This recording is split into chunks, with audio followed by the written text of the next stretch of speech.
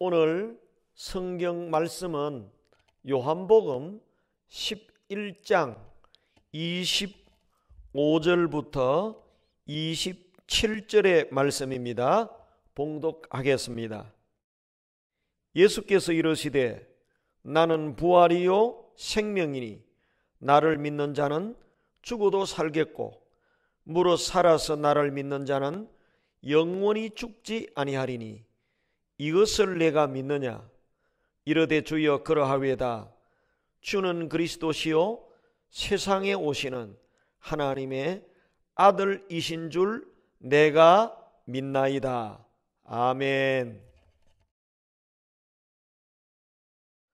오늘 본문의 말씀으로 부활이요 생명이신 예수님에 대해서 상고하면서 은혜를 받고자 합니다. 사랑하는 성도 여러분, 이 세상에 신비가 있다고 믿습니까? 이 세상에 기적이 있을까요? 저는 이 세상에 신비가 있고 기적이 있다고 믿습니다. 왜냐하면 이 세상에는 육의 세계만 있는 것이 아니라 영의 세계, 또 하나님의 세계, 신의 세계가 있기 때문입니다. 하나님 안에서는 신비와 기적이 가능합니다. 여기 3kg쯤 나가는 종이 있습니다. 이것을 개미가 들어 올리는 것은 불가능합니다. 그런데 사람은 쉽게 들어 올립니다. 개미가 이것을 보고는 와, 기적이 일어났다, 신비한 일이 일어났다, 그렇게 할 것입니다. 그러나 사람이 이 3kg짜리 종을 들어 움직이는 것은 그렇게 어려운 일이 아닙니다.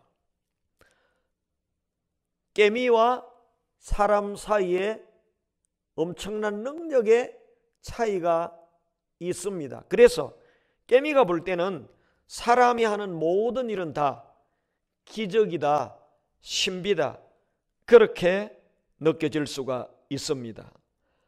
사람과 하나님 사이에는 그보다 더 큰 무한대의 능력의 차이가 있습니다. 그래서 하나님이 하신 일은 사람이 볼 때 다 기적이요 신비입니다. 예수 그리스도의 부활 사건도 그런 사건입니다. 하나님이 볼 때는 자연스러운 일인데 사람이 볼 때는 신비한 일이요 기적입니다. 마태복음 19장 26절에 사람으로서는 할 수 없으되 하나님으로서는 다 할 수 있느니라고 했습니다. 하나님은 전능하신 하나님이시고 초과학적인 분이시요 초이성적인 분이시기 때문에 하나님은 무슨 일이든지 다 하실 수가 있습니다. 예수 그리스도의 부활은 하나님이 하신 신비한 일이요 사실입니다. 이 세상에는 죽음의 두려움으로 가득 차 있습니다. 사람들은 이 죽음의 공포를 해결하려고 이런저런 노력을 합니다. 저는 지난 60년 이상을 살아오면서 3가지 정도의 근원적인 두려움과 싸우며 살아왔습니다.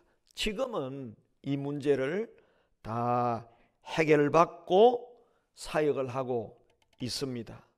그러나 60여 년을 살아오면서 근원적으로 3가지 불안, 두려움과 싸우면서 살아왔습니다.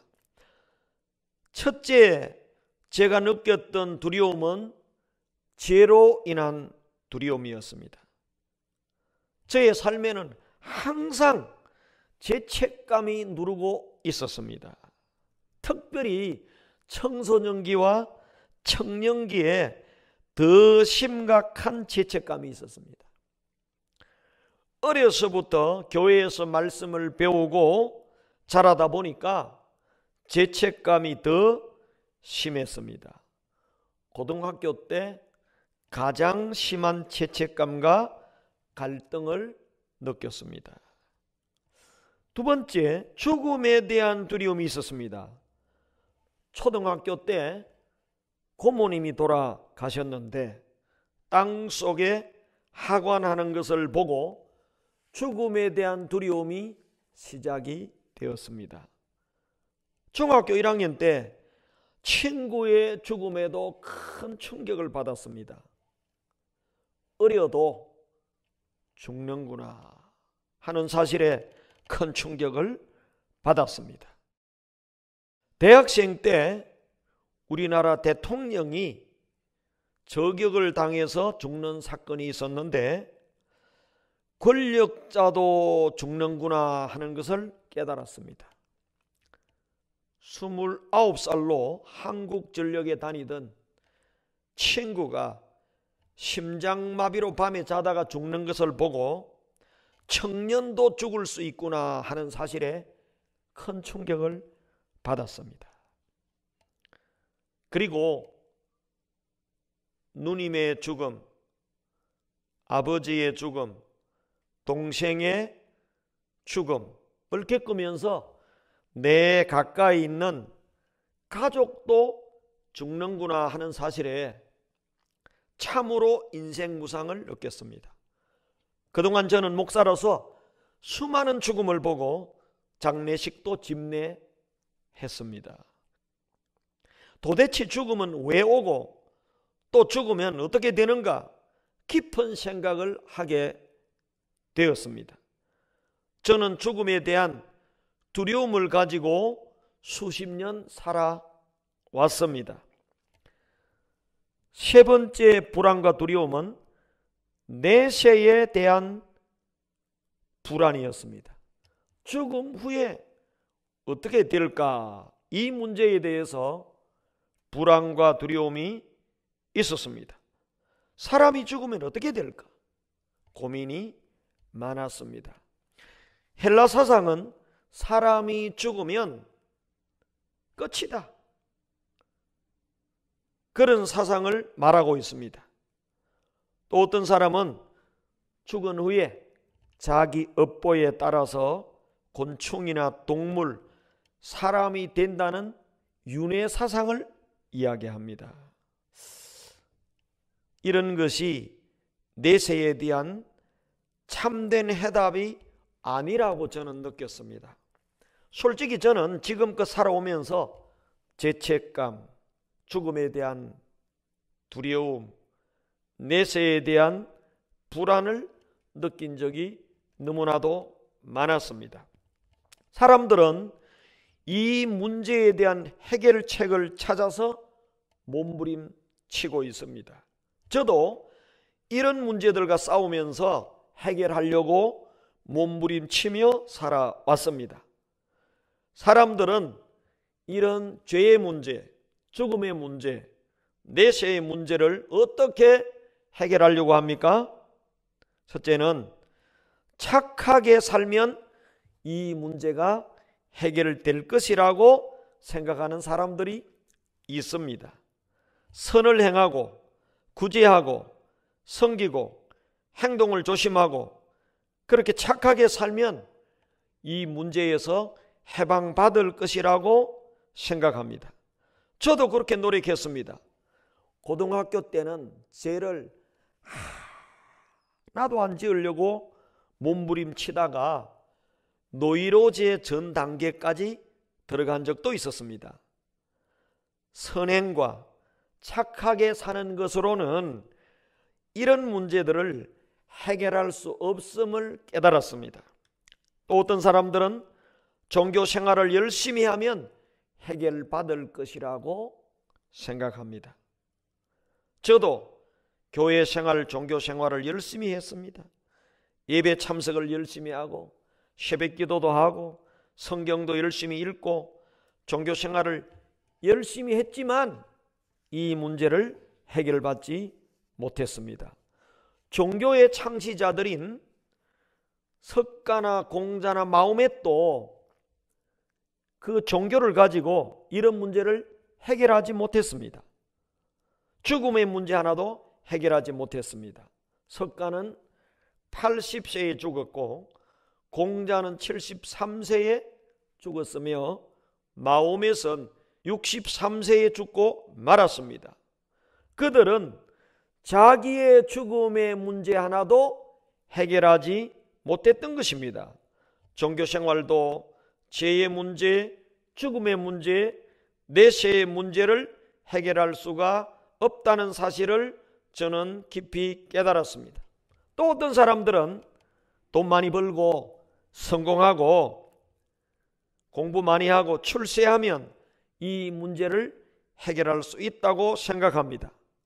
칭기스칸이나 나폴레옹이나 록펠러나 스티브 잡스 같은 사람들은 세상적으로 성공한 사람들이었지만 세상의 성공이, 출세가, 권력이 이 문제를 해결하지 못한다는 사실을 보여주고 이 땅을 떠났습니다.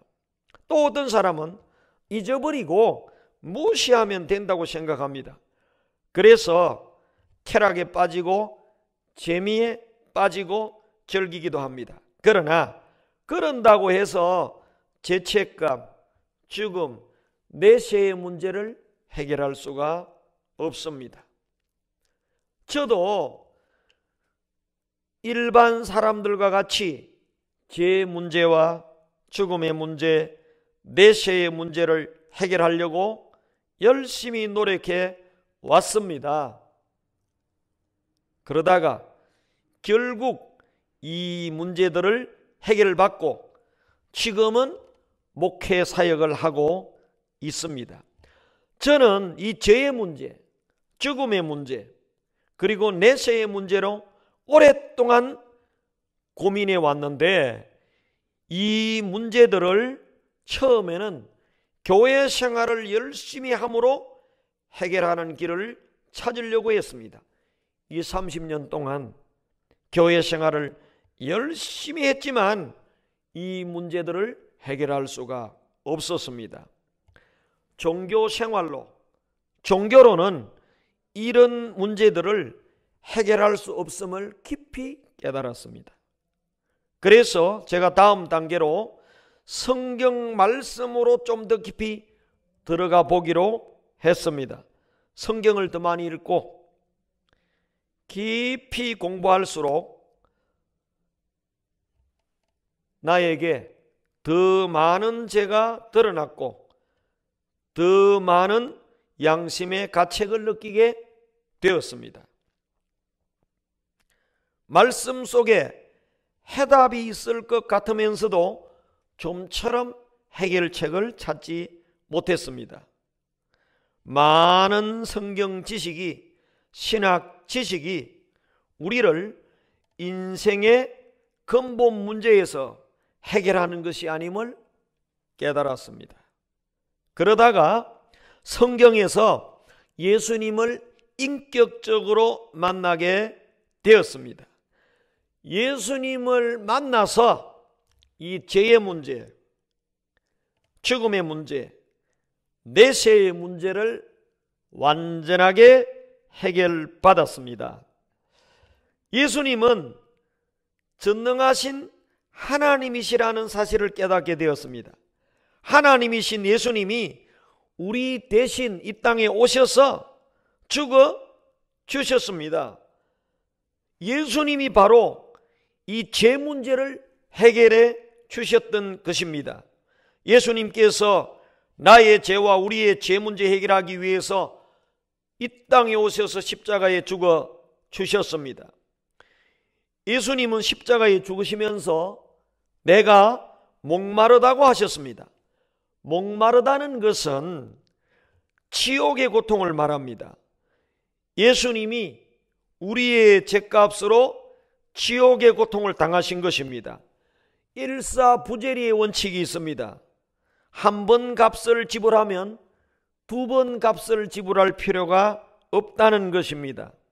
예수님께서 십자가에서 나의 죄값으로 지옥의 고통까지 당해 주셨기 때문에 이제 우리는 두 번 지옥의 고통을 당할 필요가 없다는 사실을 깨닫게 된 것입니다.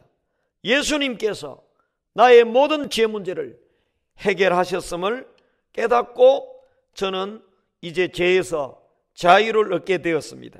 죄책감에서 자유를 얻게 되었습니다. 요한복음 19장 30절에 예수님께서 십자가에 죽으시면서 다 이루었다고 하셨습니다. 그 뜻은 지불 완료하셨다는 말씀입니다. 죄값을 지불 완료하셨다는 것입니다. 이제 예수님을 믿는 사람에게는 모든 죄값이 다 지불되었고 지옥의 고통은 끝장났다는 것입니다.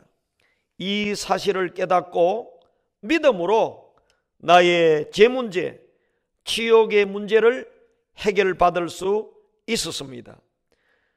이 사실을 믿음으로 자유와 빛과 평안이 내 속에 들어왔습니다. 요한일서 1장 7절에 그 아들 예수의 피가 우리를 모든 죄에서 깨끗하게 하실 것이요 라고 했습니다. 예수님은 우리의 죄의 문제만 해결한 것이 아니고 죽음의 문제도 완전하게 해결하셨던 것입니다. 복음서에 예수님께서 죽은 사람들을 살리신 이야기들이 여러 곳에 나오는데요, 나인성 가부의 아들이 죽었는데 예수님께서 살려주셨습니다. 야이로의 딸도 죽었는데 예수님께서 살려주셨습니다. 그리고 죽은 지 나흘 된 나사로를 살려주신 기사들이 요한복음에 잘 기록되고 있습니다.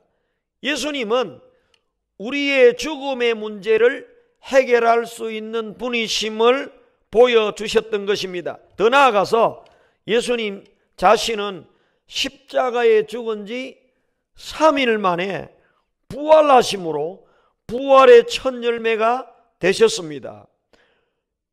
그래서 예수님을 믿는 사람은 둘째 부활, 셋째 부활로 부활할 것을 보장해 주셨던 것입니다.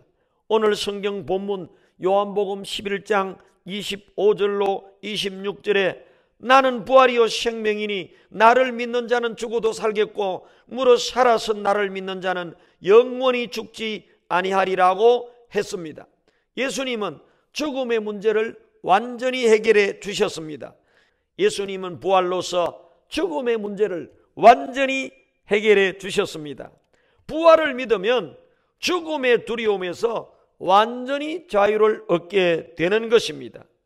그리고 예수님은 내세의 문제, 죽음 후의 문제도 해결해 주셨습니다. 예수님이 십자가에서 한평 강도에게 오늘 내가 나와 함께 낙원에 있으리라고 했습니다. 그 한평 강도에게 죄를 회개하고 예수님을 구주로 믿었던 한평 강도에게 내세를 보장해 주신 것입니다. 또 나사로를 낙원에 가서 안식하게 하셨습니다. 예수님은 우리의 죄의 문제와 죽음의 문제와 내세의 문제를 다 해결해 주신 우리의 유일한 구원자이십니다. 이 예수님을 만났을 때 그동안 근원적으로 느껴왔던 불안, 두려움은 다 사라지게 된 것입니다. 예수님을 만남으로 죄책감, 죄로 인한 두려움이 사라졌습니다. 예수님을 마음에 모심으로 평안이 찾아왔습니다. 예수님을 믿고 의지함으로 죽음의 문제를 다 해결받을 수 있게 되어졌습니다. 예수님의 부활이 나의 부활을 보장한다는 사실을 깨달았습니다. 죽음은 하나의 이사가는 것이요, 죽음은 분리되는 것이요, 영원한 안식에 들어가는 관문에 불과하다는 사실을 깨닫게 되어졌습니다.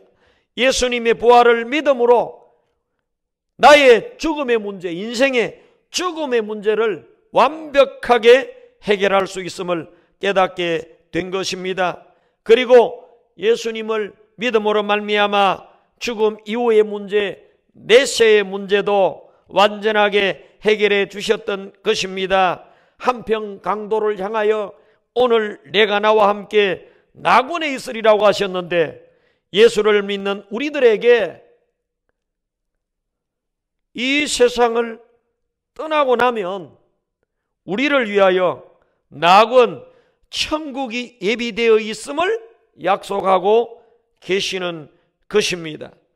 그러므로 부활하신 예수님을 만남으로 죄의 문제가 해결이 되고, 죽음의 문제가 해결이 되고, 죽음 이후에 내세의 문제가 다 해결된 것입니다. 저는 이 예수님을 믿고 인생 모든 문제의 해결을 다 받아서 자유를 얻게 되고 목사가 되어서 복음을 전하게 되었습니다. 누구든지 진실로 예수님을 믿으면 죄의 문제, 죽음의 문제, 내세의 문제를 완벽하게 해결받고 자유를 얻게 됩니다. 요한복음 8장 32절에 진리가 너희를 자유케 하리라고 했습니다. 예수님께서는 내가 곧 길이요 진리요 생명이니 나로 말미암지 않고는 아버지께로 올 자가 없느니라고 했습니다. 예수님만이 인생의 모든 문제에 유일한 해답이심을 우리는 깨닫게 됩니다. 예수님은 부활이요 생명이신 분으로서 우리의 죄 문제와 죽음의 문제, 지옥의 문제를 완전하게 해결해 주신 유일한 구원자이십니다. 예수님은 완전한 구원자이십니다. 예수님은 최종적인 구원자이십니다. 사랑하는 성도 여러분, 이 예수님을 믿고 구원과 참된 자유와 평안 가운데 살아가시는 여러분 되시기를 주님의 이름으로 축복합니다.